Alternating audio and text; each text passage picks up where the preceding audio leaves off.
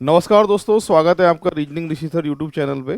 दोस्तों, आज ये मॉक टेस्ट की जो सीरीज अपनी स्टार्ट करी थी हमने, इसमें मॉक टेस्ट 16 नंबर का जो पेपर है, आज इसको डिस्कस करने जा रहे हैं हम। फर्स्ट नंबर का एग्जाम्पल क्या है, देखिए।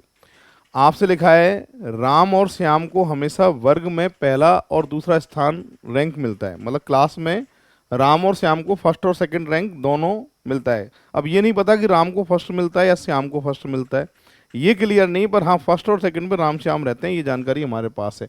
अब इससे कंक्लूजन क्या निकलेगा कि राम को हमेशा पहली रैंक मिलती है जबकि श्याम को हमेशा दूसरी रैंक मिलती है। क्या इसकी पूरी जानकारी कथन में है, किसको पहली मिलती है किसको दूसरी मिलती है? नहीं है, तो ये पहला बच्चों गलत माना जाएगा। ठीक है।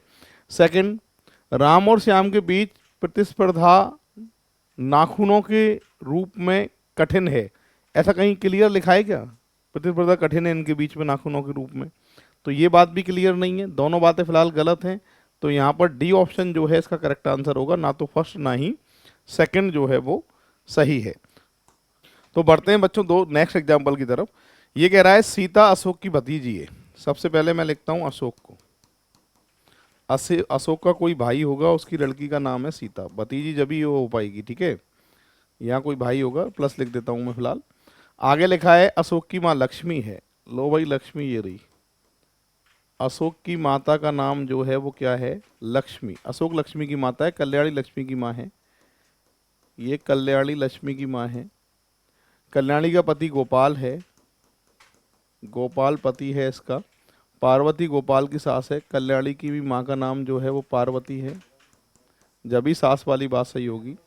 सीता का गोपाल से क्या संबंध है? सीता गोपाल की कौन है? सीता जो है वो गोपाल जो है वो सीता का नाना है, परनाना है। और सीता जो है वो गोपाल की पड़पोती है। सीता गोपाल की पड़पोती है, मतलब सी ऑप्शन जो है वो सही आएगा। Sita is Gopal great granddaughter. C option जो है इसका करेक्ट आंसर होगा। ठीक है। अब बच्चों बढ़ते हैं आगे नेक्स्ट एग्जाम्पल की तरफ। थर्ड नंबर का एग्जाम्पल है। थर्ड नंबर के एग्जाम्पल को सॉल्व करने से पहले बच्चों एक बात याद दिला देना चाहता हूँ मैं आपको। अगर आपने वीडियो को लाइक नहीं किया है तो फटाफट से वीडियो को लाइक जरूर करिए, शेयर करिए। और साथ के साथ रीजनिंग ऋषि सर नाम से एप्लीकेशन है, इसको आज ही डाउनलोड कर लेना। ये टेस्ट सीरीज अपनी चल रही है। सबसे पहले एप्लीकेशन पे फ्री टेस्ट सीरीज है, फ्री स्टडी मटेरियल में जाके आप टेस्ट में जाएंगे तो आपको फ्री टेस्ट सीरीज दिखेगी। सबसे पहले टेस्ट देना है, टेस्ट देने के बाद में इसका सॉल्यूशन सेम डेट में इवनिंग 7 o'clock आप तक पहुंच जाएगा। उसका आप फ़ायदा उठा सकते हैं। ये मॉक टेस्ट 16 नंबर का पेपर है जिसको हम आज सॉल्व कर रहे हैं। ठीक है, चलिए देख लीजिए क्या सीरीज बन रही है। ये कोडिंग डिकोडिंग का एग्जाम्पल है।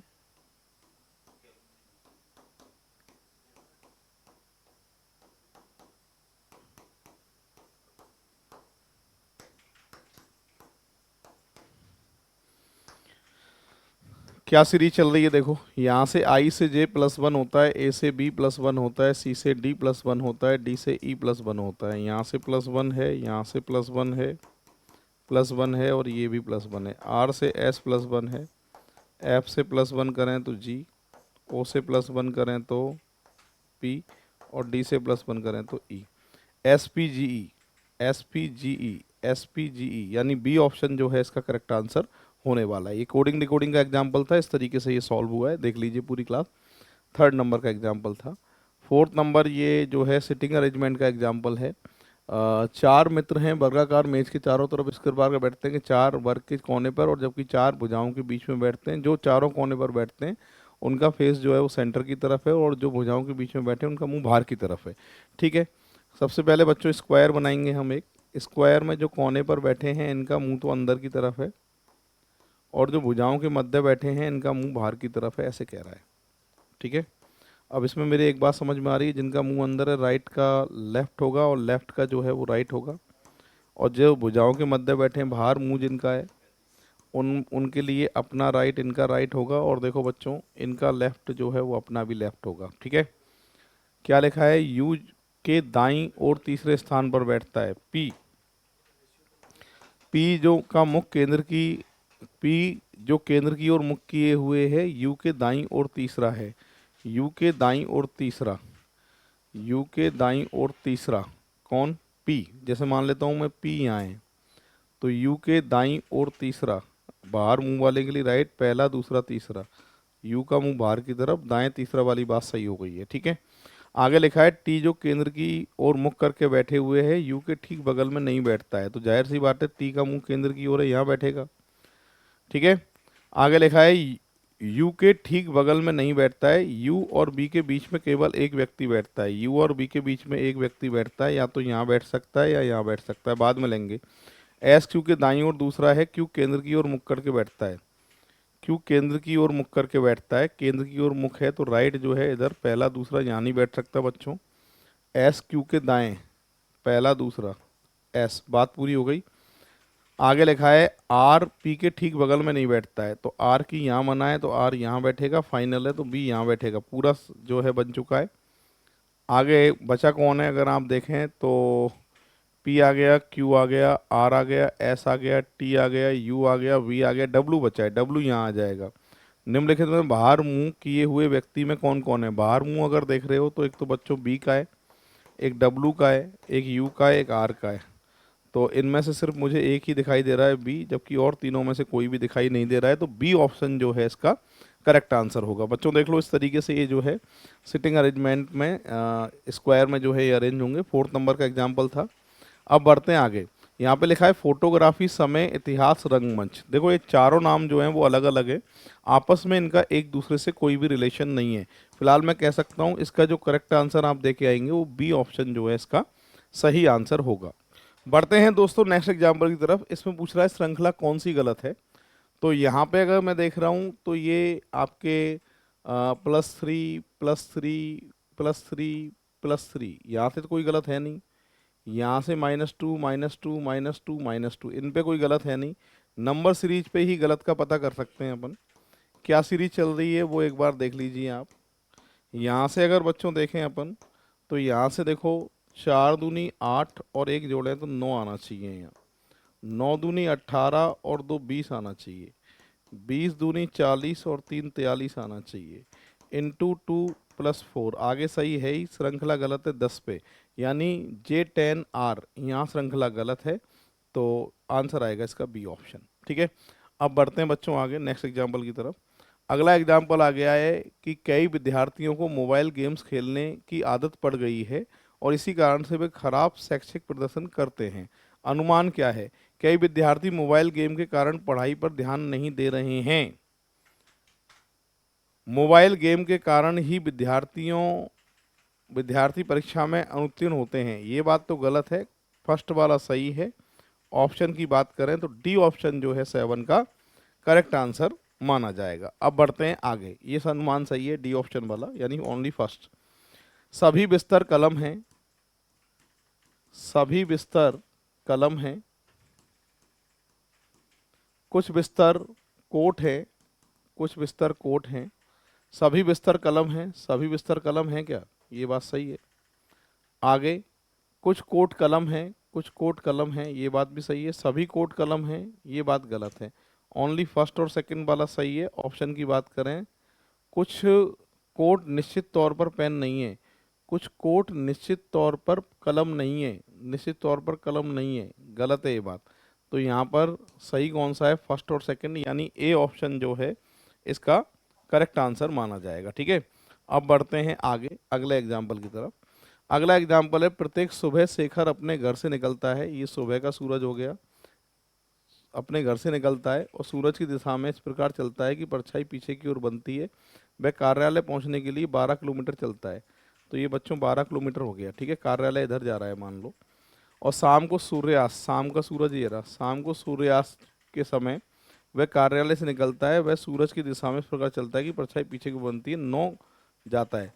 तो वापस जो है कार्यालय से जब वापस जाएगा तो ये 9, यहाँ पे 9 मान लेते हैं, तो बची हुई दूरी होगी 3, ठीक है। उसके बाद में फिर ये बाईं ओर मुड़ता है और 4 किलोमीटर जाता है, तो बाईं ओर 4 किलोमीटर ये जाता है। जिम, उसके घर से जिम की सबसे छोटी दूरी क्या है, मतलब ये दूरी आपको बतानी है कितनी है, जिसमें से 3 है, ये 90 डिग्री बन चुका है। तो 4 का स्क्वायर प्लस 3 का स्क्वायर अंडर रूट, यानी 16 + 9, 16 + 9 25, 25 बराबर 5 किलोमीटर। ऑप्शन की बात करूं तो सी ऑप्शन जो है इसका करेक्ट आंसर आने वाला है। इस तरीके से ये सॉल्व होगा। डायरेक्शन टेस्ट का एग्जाम्पल था। आखिरी एग्जाम्पल है लास्ट। लिखा है कि भर्ती हेतु परीक्षा लेने के बदले बहुत से संगठन ग्रेजुएट पोस्ट ग्रेजुएट स्तर की परीक्षाओं में कार्य निष्पादन के आधार पर भर्ती करने लगे हैं।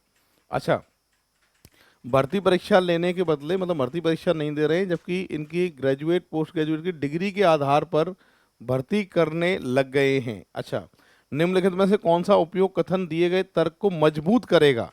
पहला, हाल ही के एक अध्ययन ने यह दर्शाया है कि पिछले कार्य निष्पादन का भर्ती परीक्षाओं में निष्पादन से कोई संबंध नहीं है। ये बात तो क्या है, गलत है। मजबूत करने की बात है तो ये तो इसको कमजोर कर रहा है।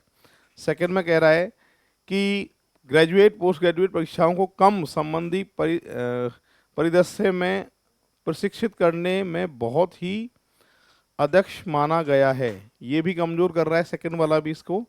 थर्ड पे कह रहा है ग्रेजुएट पोस्ट ग्रेजुएट परीक्षाओं के आधार पर भर्ती करने वाले संगठनों ने भर्ती किए गए कर्मचारियों की गुणवत्ता में बहुत गिरावट रिपोर्ट की है। ये गुणवत्ता की गिरावट की कोई बात ही नहीं है इसमें, ये गलत है। ऐसी नीतियों से संगठन के समय, धन और संसाधन में बचत होगी जो भर्ती परीक्षाओं के आयोजन में बर्बाद होते हैं। बिल्कुल कथन को जो मजबूत कर रहा है वो डी ऑप्शन मजबूत कर रहा है। अगर कोई बात गलत भी है तो आपको ध्यान नहीं देना है उस बात के पीछे, और आपसे जब पूछा जा रहा है ये गलत बात है, हालांकि ऐसा नहीं होना चाहिए, परीक्षाएं होनी चाहिए और ग्रेजुएशन पोस्ट ग्रेजुएशन के आधार पे जो है डिग्रियों के आधार पे तुम्हें किसी को भी सिलेक्ट नहीं करना चाहिए। पर जो बात कथन में लिख देता है उसके अकॉर्डिंग हमें जब कह देता है ना ये बात को मजबूत कौन सा निष्कर्ष करेगा इनमें से, तो यहाँ डी ऑप्शन जो है इस बात को मजबूत करता है, इसलिए करेक्ट आंसर डी आएगा। अब मैथ वाले सर आपके आगे का सॉल्यूशन कराएंगे, ठीक है, थैंक यू। चलिए बढ़ते हैं मैथ के सॉल्यूशन की तरफ। रीजनिंग का सॉल्यूशन सर ने कंप्लीट करा दिया। अब मैथ के क्वेश्चंस को देखते हैं और बहुत आसान बेहतरीन सॉल्यूशन आपको करवाता हूँ। देखिएगा, समझिएगा कैसे कैसे सॉल्यूशन आप इसका कर सकते थे। चलिए बढ़ते हैं पहले क्वेश्चन पे मैथ के लिए, पहला नंबर क्वेश्चन, और ओवरऑल 11वें नंबर क्वेश्चन पे हम बढ़ते हैं। क्वेश्चन नंबर 11 क्या कह रहा है तो समझिए। क्वेश्चन कह रहा है नवीन ने सुमन और आर्या से कुल 9,400 रुपए के 2 ऋण लिए। ठीक है, कह रहा है सुमन ने 12.5% प्रति वर्ष साधारण ब्याज का दावा किया, जबकि आर्या ने 10 सही 1/2, कहने का मतलब 10.5% प्रति वर्ष का क्या किया, दावा किया। एक वर्ष में नवीन द्वारा दिया गया कुल ब्याज कितना है? तो सर 1063 है। टोटल जो ब्याज मिला एक साल में नवीन को किससे, सुमन और आर्या से, वह 1063 है। तो आर्या को कितनी राशि उधार दी ये आपको बताना है। ठीक है, अब देखो इसका सही सॉल्यूशन क्या है। देखो दो तरीके से कर सकते थे। आपको पता है कि सुमन के लिए दर इतना है और आर्या के लिए दर इतना है, तो ओवरऑल आप दर निकाल लो। रेट निकाल के भी कर सकते हो या डायरेक्ट भी आप इसका सॉल्यूशन कर सकते हो। कैसे तो समझना।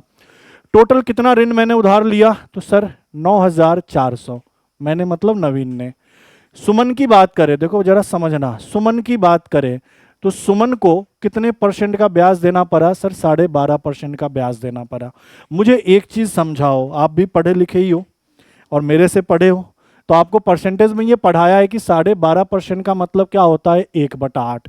मतलब 9400 का 1/8 किसको देना पड़ा? सुमन को। कितने वर्ष में? एक वर्ष में। क्या देना पड़ा? ब्याज। तो 9400 का 1/8 निकालो, मतलब 8 से इसको काट दो। तो आपने कहा सर 8 एकम 8, यह कितना? 14। फिर 8 एकम 8, यह कितना? 6, और ये 0 60। 8 सते 56, यह कितना? 4 और 0, और 8 पंचे 40। 9400 का 1/8 कितना हुआ? 1175। अब मैं बात करूं दूसरी, किसकी बात कर लेते हैं? आर्या की। अगर मैं आर्या की बात करूं तो आर्या को कितना देना पड़ रहा है? सर 10.5%। अब 10.5% का मतलब यही तो है सर 10.5%। बोलो हाँ या ना। मैं कहूं 9400 का 10% निकालो तो आप कहोगे सर एक अंक बाद दशमलव लगा दो, 940। आपने कहा जी सर 10% 940। मैंने कहा 9400 का 1% निकालो तो आपने कहा सर 2 अंक बाद दशमलव लगा दो, 94। और मुझे 1% नहीं आधा चाहिए, 0.5। तो 94 का आधा कितना? 47। तो 47 और जोड़ दो, ये 10%, ये 0.5%, तो 987, 987 रुपया एक साल का ब्याज किसको देना पड़ेगा? आर्या को। और अगर कंप्लीट बात करूं तो कंप्लीट ब्याज जो मिला है दोनों से नवीन को, वह कितना मिला है? 1063। अब भैया काम कर लो, मिश्रण से घटा लो। 1175 में से 1163 घटाना है। 5 में से 3 घटाओगे सर 2, 7 में से 6 घटाओगे 1, और ये 1, 112। हाँ या ना? यहाँ इसमें से इसको घटाओगे, ये 63 है और ये 13 है। अगर मैं 63 में 13 जोड़ दूं तो आपने कहा सर 76 ये, हाँ या ना। और सरल कर लो, और सरल कैसे करोगे, तो सर काटा पीटी कर लेते हैं। काटा पीटी करोगे सर, 4 से काट दो, 4 एकम 4, 4 नमा 36, 4 से काट दो, 4 दूनी 8 और 3 और 8, 4 8 32। तो सुमन के लिए रेशियो कितना हो गया 19 और आर्या के लिए रेशियो कितना हो गया 28। टोटल कितना हो जाएगा, तो सर इनको जोड़ लो 47। टोटल वैल्यू कितना 47, 28 में 19 जोड़ोगे 47। क्वेश्चन में टोटल वैल्यू कितना है सर 94, 100 है। बताओ 47 से कितनी बार में कट जाएगा 200 बार में, मतलब रेशियो का मान कितना आया 200। हमसे क्या पूछा गया, आर्या ने कितनी राशि उधार ली, तो आर्या का उधार लिया गया धन कितना है 28। आर्या का उधार लिया धन का रेशियो कितना है 28, रेशियो का मान कितना है सर 200। 28 का 2 गुना 56 होता है, 2 जीरो बैठा दो, मतलब 9400 में से 5600 किसको दिया गया, आर्या को। ऑप्शन नंबर डी इस क्वेश्चन का क्या है, बिल्कुल ही करेक्ट आंसर। ठीक है, इस तरीके से भी इस क्वेश्चन का सॉल्यूशन हो सकता था। चलिए आगे बढ़ते हैं। और देखो मेरा मानना है कि तरीका आपको सब आना चाहिए, जब जैसा क्वेश्चन देखे उसके हिसाब से आप क्या करें, उस तरीके को लागू कर लें। चलिए आगे बढ़ते हैं, अगले क्वेश्चन को देखिए। डीआई के अंदर हमेशा कहा पहले डायरेक्शन पढ़िए।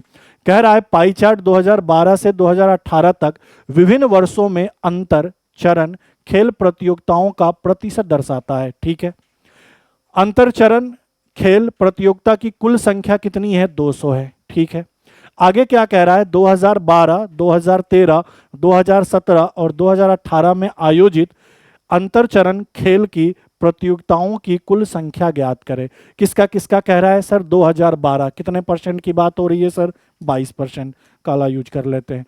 कितने परसेंट की बात हो रही है 22। 2013 का डेटा लेना है जो कि कितना है 20। 2013 के बाद 2018 का डेटा लेना है जो कि कितना है 18 और 2017 का डेटा लेना है जो कि कितना है 16। सबको टोटल कर लो, 22 और 20 42 और यहाँ 18 और 16 34। 34 और 42 जोड़ोगे, बताओ कितना आएगा 34 में। 34 में मुझे क्या करना है 42 को जोड़ देना है, तो आपने कहा सर 76, हाँ या ना। लेकिन कितने का सर 200 का, तो 200 का 76% क्या होगा, मुझे एक चीज बताओ, परसेंट हटा के यहाँ क्या लिख दोगे सर बटा 100। ये 2 जीरो कटेगा, गुना करो, 6 दूनी 12, 7 दूनी 14 और 1 15। तो कितने टोटल भाग लिए 152। ऑप्शन नंबर सी इसका क्या है, बिल्कुल ही करेक्ट उत्तर। ठीक है, सिंपल 12, 13, 17 और 18 इनका डेटा जोड़ना था। टोटल कितने थे 200, 200 का उतना परसेंट निकाल देना था, वही अपना आंसर। चलिए आगे बढ़ते हैं अगले क्वेश्चन में। क्वेश्चन नंबर 13 देखिए। देखो क्वेश्चन नंबर 13 क्या कह रहा है समझो। कह रहा है सतीश पुट्स 5 येलो, अगर मैं येलो बॉल की बात करूं तो कितने बॉल है 5। 3 ब्लू, अगर मैं ब्लू बॉल की बात करूं तो ब्लू बॉल कितने हैं 3 है। कह रहा है his brother Manish picks 2 ball, दो बॉल रैंडम तरीके से क्या कर रहा है सिलेक्ट कर रहा है, निकाल रहा है। ठीक है, तो आगे कह रहा है calculate the probability that ball picked are of same colour. मुझे इसकी प्रोबेबिलिटी ज्ञात करनी है कि जो 2 बॉल मैं निकालूं वो सेम कलर का है। सेम कलर का मतलब क्या, येलो है तो दोनों बॉल येलो आ जाए, ब्लू है तो दोनों बॉल ब्लू आ जाए, यही तो कहना चाह रहा है। अब बताओ सबसे पहले तो क्या करो एनएस निकालो, सैंपल पॉइंट बताओ। टोटल बल्ब कितने हैं 8 बॉल, बल्ब नहीं बॉल, उसमें से कितने सेलेक्ट करने हैं 2। तो 8C2 का वैल्यू क्या होगा, तो आपने कहा सर 8 गुना 7 और फैक्टोरियल 2 के लिए 2, तो 2 से कितनी बार 4 बार, तो 28 होगा। ठीक है, मैं अगर एनी निकालूं, एनी मतलब फेवरेबल आउटकम निकालूं, तो मुझसे कह रहा है 2 बॉल सेलेक्ट करने और दोनों सेम कलर के हैं, तो सेम कलर का सेम कलर से ही निकालना पड़ेगा। बताओ 5 की 5 अगर येलो है तो 5 में से 2 सेलेक्ट कर ले और दोनों को दोनों येलो हो जाए तो काम चल जाएगा, बोलोगे हाँ। या का मतलब क्या, प्लस 3 ब्लू है, 3 में से जो 2 सेलेक्ट करे अगर वो ब्लू आ जाए तब भी काम चल जाएगा। मतलब 5C2 प्लस 3C2, प्लस क्यों आया समझ में आया कि दोनों बॉल मुझे सेम कलर के चाहिए, तो मैं क्या सोचूंगा 5 येलो है, येलो में से अगर 2 सेलेक्ट कर लूं, 5 में से 2 सेलेक्ट करो और दोनों येलो हो जाए, काम चल जाएगा। या अगर दोनों के दोनों ब्लू सेलेक्ट कर लो तो भी काम चल जाएगा, मतलब प्लस का चिन्ह आ गया। अब इनको सरल कर लो, बताओ 5C2 क्या लिखोगे सर 5 गुना 4 बटा 2, 3C2 क्या लिखोगे, 3 गुना 2/2। बताओ 2 से यह 2 बार और 2 से यह 2 कटेगा, 5 दूनी 10 और 3 कितना 13। मुझे तो प्रोबेबिलिटी निकालना है, तो ऊपर NE आएगा, NE का वैल्यू कितना 13 और NS का वैल्यू कितना 28। 13/28 इस क्वेश्चन का क्या है, बिल्कुल correct answer. Option number C क्या होगा इस क्वेश्चन का करेक्ट आंसर। ठीक है, चलिए बढ़ते हैं आगे। अब देखो सेम सेम तरीके के कितने क्वेश्चन मिल गए, अब तो आपको टेस्ट सीरीज से भी आइडिया लग जाना चाहिए क्वेश्चन को करते कैसे हैं। चलिए बढ़ते हैं आगे। क्या कह रहा है, एक कक्षा में छात्रों की संख्या का इतना प्रतिशत लड़कियां हैं। अब देखो गर्ल्स की बात कर रहा है, थोड़ा समझना मेरा तरीका। ये 83 सही 1/3% है, ठीक है।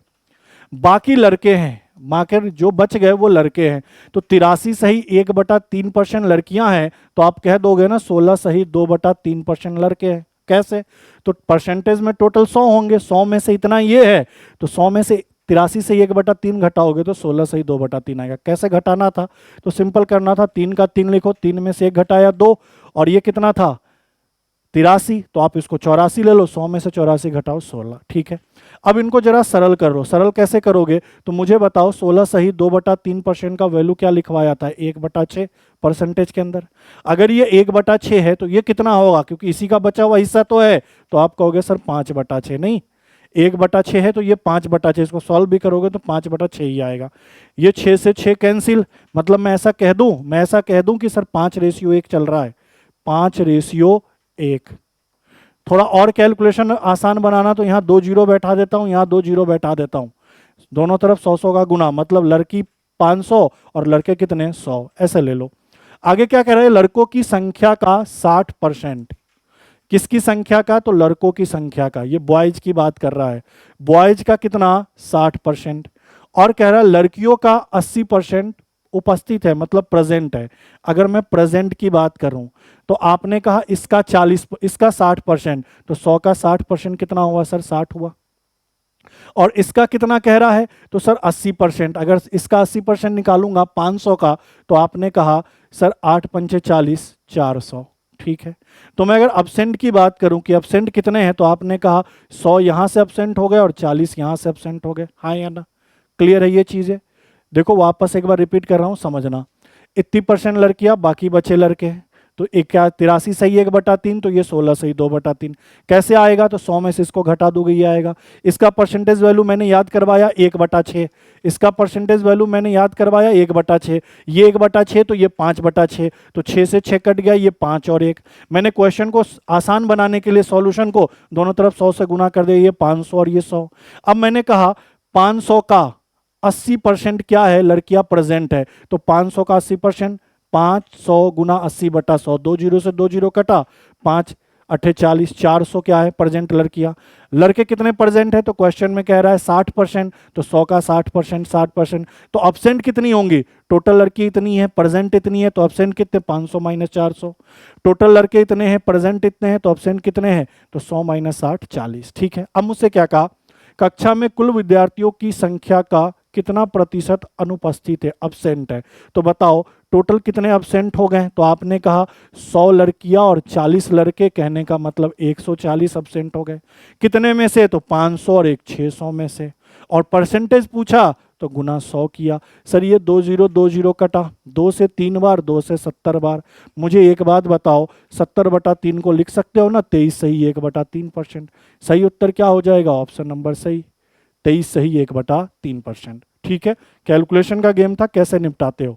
चलिए आगे बढ़ते हैं अगले क्वेश्चन में। नेक्स्ट क्वेश्चन देखो, क्वेश्चन नंबर 15। क्या कह रहा है कि निश्चित राशि पर साधारण ब्याज राशि का 1/4 है। देखो यहां साधारण ब्याज राशि का 1/4 है, 1/4 है, 1/4 है। ठीक है, कह रहा है प्रति वर्ष ब्याज दर वर्षों की संख्या का 4 गुना है, रेट टाइम का 4 गुना है। देखो ये चीज दे दिया है क्वेश्चन में। ठीक है, आगे क्या कह रहा है, यदि ब्याज का दर 2% बढ़ा दो, जो भी रेट यहां है उसमें 2% बढ़ा दो, तो 6 वर्षों के लिए 3600 रुपये मूलधन पर कितना साधारण ब्याज निकलेगा, ये आपको बताना है। तो पहले यहां से रेट निकालो। बताओ रेट का फॉर्मूला क्या पढ़ा है, SI। तो मुझे एक चीज बताओ जरा और गौर करो, इसको और सरल कर लेते हैं। ये P इधर गुना में है, तो क्या इधर भाग में आ जाएगा, बोलोगे हाँ। मतलब SI बटा P का मान कितना दिया है सर, 1/4 दिया है, बोलो हाँ या ना। तो मुझे पता चला ब्याज कितने का, 1 का, गुना कितना 100, मूलधन कितने का सर 4 का, और यहाँ क्या आएगा टाइम। तो यहाँ से टाइम के लिए ऐसा लिख सकते हो दर बटा 4, बोलो हाँ या ना। क्लियर है। तो टाइम के लिए यहाँ R/4 लिख दिया। बताओ 4 से 4 कट गया, R में R का गुना R², और ऊपर में कितना 100 गुना 100, तो R का मतलब कितना 10%, बोलो हाँ या ना। जैसे ही मैं इसका रूट निकालूंगा 100 का 10 आएगा, तो R कितना आया 10%। लेकिन अब जो R लेना है 2% बढ़ाकर, तो 10 + 2 12% लेना है। मूलधन मेरे पास कितना है सर 3600 है। समय मेरे पास सर कितना है 6 है, वर्ष है। मुझे क्या निकालना है SI, बोलो हाँ या ना। तो 3600 गुना 12% मतलब 12/100 और गुना 6, ये 2 0 दे 0 कट गया। 36 का 6 गुना 216, और 216 में 12 का गुना कर दो, तो 12 दूना 24, 2 0 बैठा दो, 12 एकम 12, 1 0 बैठा दो, और 12 छक 72, ये 2, ये 9, ये 5 और ये 2, 25, 92 क्या होगा SI। तो सही उत्तर क्या होगा, ऑप्शन नंबर डी। क्लियर है। पहले दर 10% निकाल लिया, फिर बढ़ाना था 2%, लिख रहा था क्वेश्चन में, 2% बढ़ाकर ब्याज निकाल दिया। 2592 क्वेश्चन का क्या है करेक्ट आंसर। अगले क्वेश्चन को देखिए, अगला क्वेश्चन, क्वेश्चन नंबर 16। अब देखो यहाँ पे भी कैलकुलेशन से काम करो, अच्छे से डील करना पड़े। एक गांव में लड़कों और लड़कियों की संख्या का अनुपात, बॉय की बात कर रहा है और गर्ल की बात कर रहा है। बताओ 5 और 3 दिया है, तो क्या मैं 500 और 300 ले लूं? कैलकुलेशन आसान बनाना है अपने को, तो हाँ या ना। कह रहा 40% लड़के, सुनना मेरी बात, 40% लड़के और 60% लड़कियां परीक्षा में उपस्थित हुए। मतलब अगर प्रेजेंट की बात करें, सुनना, तो लड़के कितने हैं 40%, तो 500 का 40%, 2 0 तो कट जाएगा, 40 में 5 का गुना कितना 200। लड़के प्रेजेंट है, लड़कियां कितनी प्रेजेंट है 60%, 300 का 60%, 2 0 तो कट जाएगा, तो 60 में 3 का गुना कितना 180। तो 200 लड़के प्रेजेंट है और 180 लड़कियां प्रेजेंट है। आगे क्या कहा, तो परीक्षा में उपस्थित होने वाले लड़के और लड़कियों की संख्या उसी परीक्षा में उपस्थित ना होने वाले लड़के और लड़कियों की संख्या का अनुपात क्या होगा। मुझे बताओ, अगर प्रेजेंट 200 है तो अब्सेंट कितने हो जाएंगे 300। यहाँ प्रेजेंट 180 है तो अब्सेंट कितने हो जाएंगे 200। अब मुझसे कहा कि टोटल लड़का लड़की ले लो प्रेजेंट वाला, तो प्रेजेंट वाला टोटल लड़का लड़की कितना सर 380, हाँ या ना, जो कि प्रेजेंट है। और अब्सेंट वाले टोटल लड़का लड़की कितनी, तो इनको जोड़ लो, जो कि कितना 420। इनका रेशियो निकालना है, 2 से कितनी बार 19 बार, और 2 से कितनी बार 21 बार, 19:21। क्वेश्चन नंबर इसका ऑप्शन नंबर बी क्या होगा सही उत्तर। इस क्वेश्चन का सही आंसर क्या होगा 19:21, ऑप्शन नंबर बी क्या है इसका सही उत्तर। क्लियर है ये बातें, ठीक है। चलिए अगले क्वेश्चन को देखिए, क्वेश्चन नंबर 17। देखो क्वेश्चन क्या कह रहा है, ABC एक व्यवसाय में साझेदार करता है, पार्टनरशिप करता है। ए जिसकी पूंजी 5 महीने के लिए उपयोग की गई, ए कितने समय के लिए इन्वेस्ट किया 5 महीने, और लाभ का कितना मिला 1/7। बी कितने समय के लिए पूंजी लगाया 7 महीने के लिए, लाभ का कितना मिला 1/5। आगे क्या कहा, सी 9 महीने के लिए लगाया और कितना लगाया 4600, तो ए कितनी पूंजी का योगदान करता है। देखो एक ही फॉर्मूला जानते हैं, P = AT, बोलो हाँ या ना। प्रॉफिट क्या होता है पूंजी गुना समय। अब इसी से तोड़ ममोड़ के फॉर्मूला लगाएंगे। देखो अगर मैं टाइम की बात करूं, सबकी बात कर लेते हैं, ए की, बी की और सी की।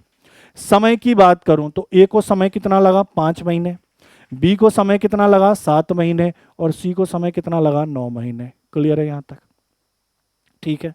अब मैं प्रॉफिट की बात कर लेता हूं, तो जरा देखो ए को प्रॉफिट कितना है यहां समझना 1/7, बी को प्रॉफिट कितना है सर 1/5, सी को प्रॉफिट पता नहीं क्योंकि पूंजी और टाइम दिया, तो सी का निकाल लेंगे। करना क्या होता है, इनका एलसीएम ले लो। बताओ 7 और 5 का एलसीएम कितना 35, हाँ या ना। तो 7 से यह वैल्यू कितनी बार में कटा 5 बार में, और 5 से यह वैल्यू कितनी बार में कटा 7 बार में। 5 में 1 का गुना 5, तो ए का प्रॉफिट 5, बी का प्रॉफिट तो 7 में 1 का गुना 7, ठीक है। ए का प्रॉफिट 5, बी का प्रॉफिट 7, 7 5 12 और टोटल प्रॉफिट कितना है 35। ये टोटल प्रॉफिट हमने कितना माना है 35, 35 में से 12 गया तो कितना बचा 23, 23 किसका प्रॉफिट है सी का। अब मुझे निकालना क्या है सर, पूंजी निकालना है। तो मुझे एक बात बताओ, पूंजी कैसे निकालोगे, प्रॉफिट में टाइम का भाग लगाकर, हाँ या ना। तो मुझे एक बात बताओ, प्रॉफिट 5 टाइम 5, 5 में 5 का भाग 1, प्रॉफिट 7 टाइम 7, 7 में 7 का भाग 1, प्रॉफिट 23 और टाइम 9, 23 में 9 का भाग 23/9। अगर इस रेशियो को सरल करोगे तो मुझे बताओ ये 9 यहाँ से गायब हो जाएगा, बोलोगे हाँ, 9 यहाँ से गायब हो जाएगा। 9 कहाँ पहुँच जाएगा, यहाँ और यहाँ, नहीं, रेशियो को सरल करना होता है। अब यहाँ पे देखो सी की पूंजी कितनी दी गई है क्वेश्चन में 4600 और यहाँ कितना है 23, तो 23 का कितना गुना, तो 200 गुना। मुझसे किसका पूछा, ए का, तो ए का कितना 9 और रेशियो का मान 200, 9 गुना 200 कितना 1800, 1800 इस क्वेश्चन का क्या है, बिल्कुल सही उत्तर। ऑप्शन नंबर ए क्या है इस क्वेश्चन का सही उत्तर।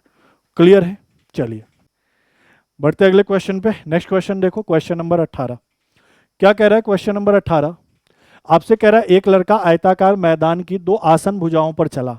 देखो आयताकार की बात करें तो ये ऐसा होगा, ये एल और बी ये आसन भुजाएं हैं। यदि कह रहा है कि विकर्ण के साथ चला होता, मतलब इसके अकॉर्डिंग चला होता, तो आपसे कह रहा है कि वह बड़ी भुजा के 1/4 के बराबर दूरी बचा सकता था। कहना ये चाह रहा है ओवरऑल कि आसन भुजा के हिसाब से चलता, मतलब एल प्लस बी के अकॉर्डिंग चलता, और अगर वह उसके जगह डी के हिसाब से चलता तो उसको L/4 क्या लगता, डिस्टेंस बच जाता। कहने का मतलब L प्लस बी इन दोनों भुजाओं का योग और विकर्ण का अंतर लें तो वो L/4 दिया हुआ है, ठीक है। अब मुझे एक चीज आप बताएं, अगर आयताकार कोई है, कोई डायग्राम आयताकार है, तो वहां मैं कहूं कि विकर्ण का स्क्वायर क्या होगा, तो आप कहोगे सर लंब का स्क्वायर प्लस क्या होगा, चौड़ाई का स्क्वायर। ये क्वेश्चन बस हमें समझना था कि ये क्वेश्चन आया कहाँ से। सिंपल कहा कि 2 आसन भुजाओं पे चला, यदि वह विकर्ण के अकॉर्डिंग चलता तो वह L/4 दूरी क्या कर सकता था, बचा सकता था। L/4 मतलब बड़ी भुजा मैंने क्या ली L, यह दूरी वह बचा सकता था। अब मुझे यहाँ से थोड़ा सा कैलकुलेशन कर लेना है, क्या 4 का दोनों साइड गुना कर दो तो ये 4L हो जाएगा, ये 4B हो जाएगा और ये 4D हो जाएगा, बराबर क्या होगा L। थोड़ा और कैलकुलेशन करो, L प्लस का इधर माइनस का और ये माइनस का 4D इधर क्या होगा प्लस का। तो बताओ 4L में से अगर L घटा दूं तो ये 3L होगा, प्लस क्या होगा 4B और इधर क्या होगा 4D।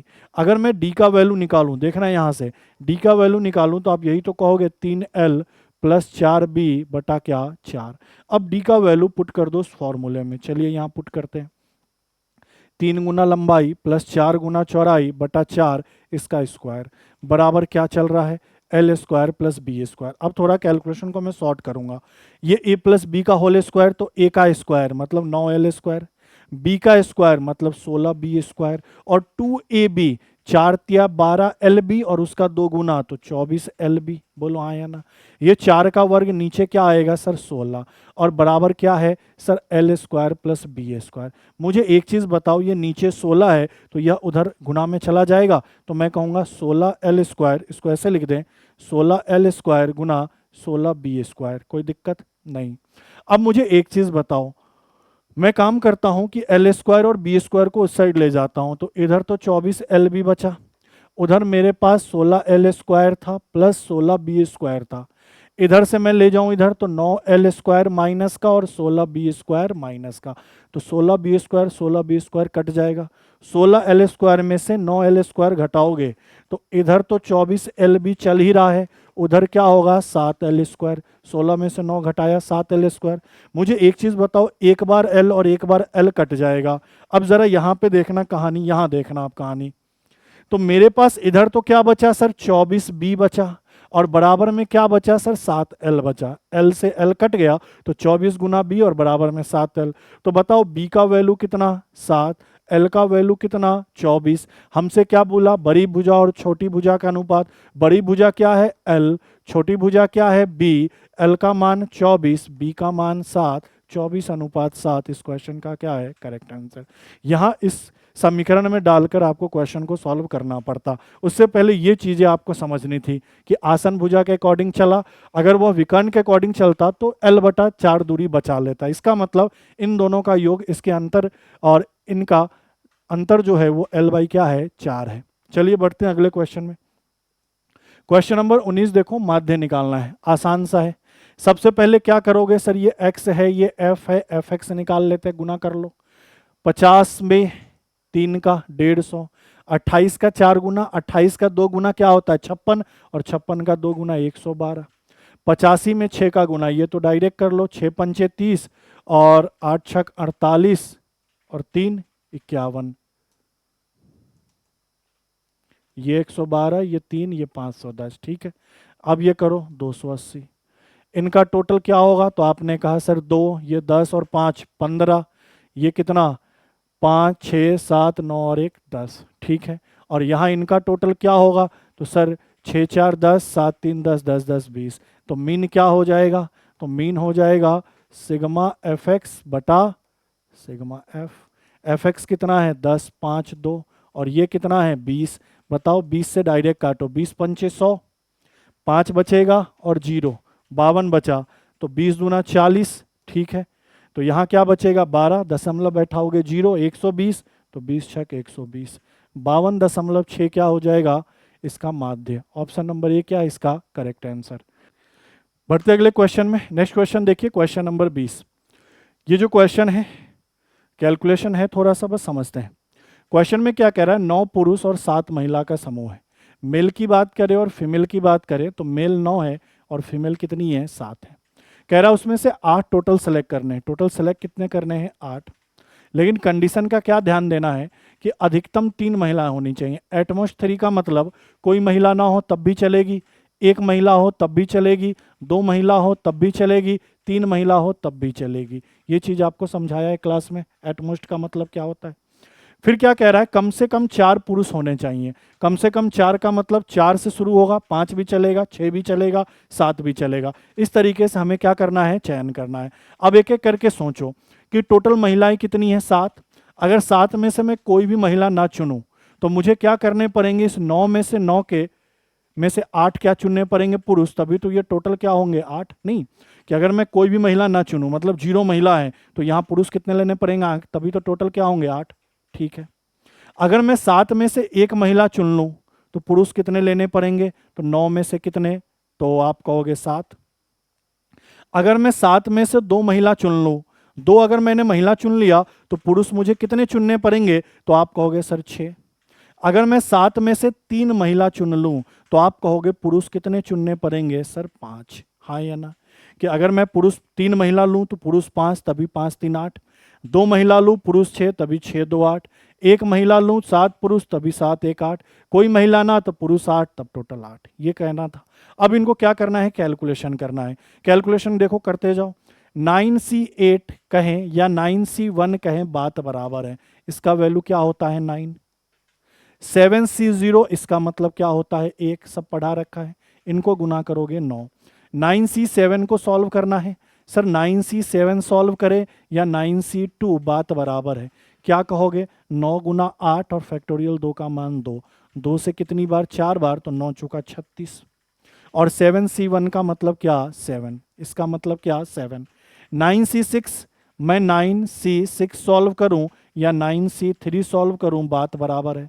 9 गुना 8 गुना 7 और बटा कितना सर 6, 3 से 2 बार, 3 से 3 बार, 2 से कितनी बार 4 बार, 4 तिये 12 और 12 सते कितना सर 84। और 7C2 की बात करें सर, 7C2 को सॉल्व कर लेते हैं। 7 गुना 6 बटा कितना 2, 2 से कितनी बार 3 बार, 7 3 21। कैलकुलेशन है थोड़ा करना पड़ेगा।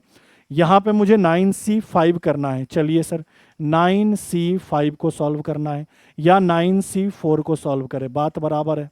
तो 9 गुना 8 गुना 7 गुना 6 और फैक्टोरियल 4 का मान 24। 8 से कितनी बार 3 बार, 3 से कितनी बार 2 बार। अब ये 7 दूनी 14 और 14 नमा कितना होता है सर 126 होता है। 7C3 को सॉल्व करना है। चलिए यहाँ कर लेते हैं। 7C3 को सॉल्व करना है, क्या लिखोगे 7 गुना 6 गुना 5 और फैक्टोरियल 3 का मतलब 6, तो 7 पंचे 35। ठीक है, अब क्या करना है सर, इनको गुना करना है, जोड़ लेना है, वही आंसर। तो 9 में 1 का गुना, कलर चेंज कर रहा हूं, 9 में 1 का गुना कितना, 9। 36 गुना 7 करना है, तो बताओ 7 छक 42, 7 तेरी 21 और 4 25। अब 21 गुना 84 करना है, तो 21 का 8 गुना कर लो सर 168, एक जीरो बैठा दो। और 21 का 4 गुना सर 84, जोड़ लेते हैं सर, 4 8 8 16, ये 7 और 1, ये 1764।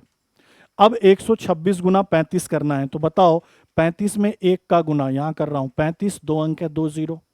35 का 2 गुना सर 70, 1 अंक है 1 जीरो।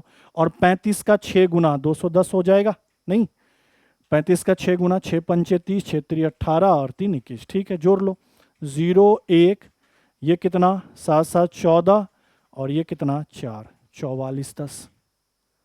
अब इन सबको क्या करिए, जोड़ लीजिए सर। चलिए जोड़ते हैं, 9 2 11, 11 4 15 का 5, हासिल कितना 1। 5 और 6 11, 11 1 12, 12 और 1 13, हासिल अभी भी कितना 1। 7 2 9, 9 और 4 कितना 13, 9 और 4 13 और 1 हासिल था, तो ये 14, अभी भी हासिल कितना है 1। 4 1 5 और 1 6, तो 6435 तरीके हैं। कितने तरीके से चुना जा सकता है, 6435, जो कि ऑप्शन नंबर कहाँ दिख रहा है, सी में। अब देखो यहाँ बेसिक कैलकुलेशन था, तो कैलकुलेशन आपको करना पड़ेगा, ठीक है, तब जाकर आपका आंसर क्या आएगा, 6435। थोड़ा सा अच्छा पेपर था इस बार, कैलकुलेशन क्या था, अच्छा खासा आपको दिया गया था। जैसे जैसे आगे बढ़ोगे तो थोड़ा कैलकुलेशन से डील भी करना पड़ेगा, ठीक है। बस कैलकुलेशन करते समय पैनिक नहीं होना, हो जाएंगे तो कहीं ना कहीं मिस्टेक आप कर जाएंगे, ठीक है। तो आज का पेपर यहीं कंप्लीट करते हैं, मिलते हैं आपसे अगली क्लास में। थैंक यू, धन्यवाद।